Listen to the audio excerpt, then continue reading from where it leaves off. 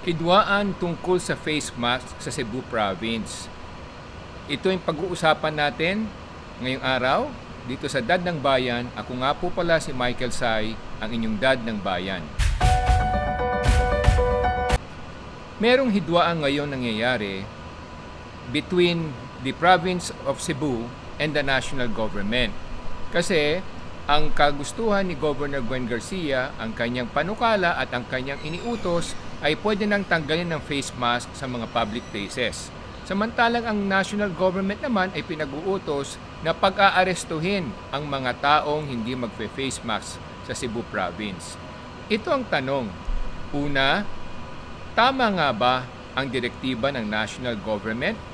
Number 2, tama ba ang utos o ang susog o panukala ni Governor Gwen Garcia? Unahin muna natin yung panig ng national government.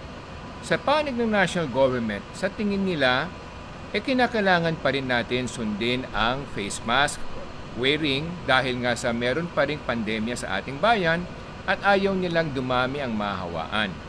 At pangalawa, dapat igalang ng provincial government ang kautusan ng national government. Sa panig naman ng provincial government ni Governor Gwen Garcia, mababa na ang mga nagkakasakit tungkol sa ganitong klaseng sakit, sa coronavirus o pandemya. So pwede nang tanggalin ang face mask dahil nahihirapan lamang ang mga tao. At pangalawa, kahit naman sa mga restaurant, pag kumakain na yung mga tao, nawawala rin namang nagagamit ng mga face mask na. So ang tanong, tama ba na maging overprotective ang national government? Hindi ba to parang overreaching na rin? Pangalawa, hindi ba dapat respetuhin ng national government ang pananaw ng provincial government, lalong-lalo na kung sila naman ay may responsibilidad na pangalagaan ang kanilang mga mamamayan? Sino ba ang nakakaalam kung hindi ang mga nasa kalsada at ang mga namamahala sa mga lokal na pamahalaan? Pangalawa, hindi rin naman kaya dapat magkaroon ng mas magandang dialogo o pag-uusap ang national government at provincial government para naman hindi mapahamak yung mga tao na hindi alam kung alin ang susundin. Susundin ba nila yung walang face mask o may face mask pa? Ang katanungan, ang face mask ba talaga nakakatulong pa? Lalo na ganitong pawala ng pandemya?